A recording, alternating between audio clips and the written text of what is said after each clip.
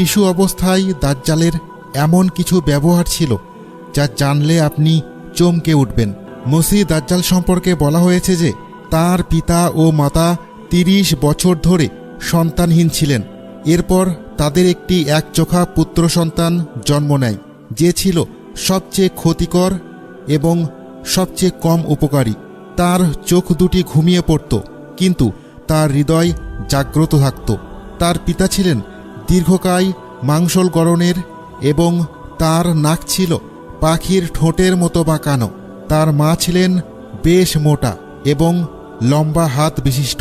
অর্থাৎ দাজ্জালের পিতা ছিলেন দীর্ঘকায়, কিন্তু শরীরে তেমন মাংস ছিল না।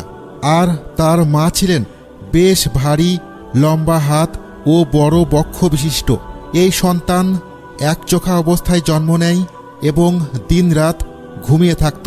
সে খুব সামান্যই দুধ পান করত, যার ফলে তার মায়ের শরীরে অতিরিক্ত দুধ জমে গিয়ে বিষক্রিয়ায় তার মৃত্যু হয়।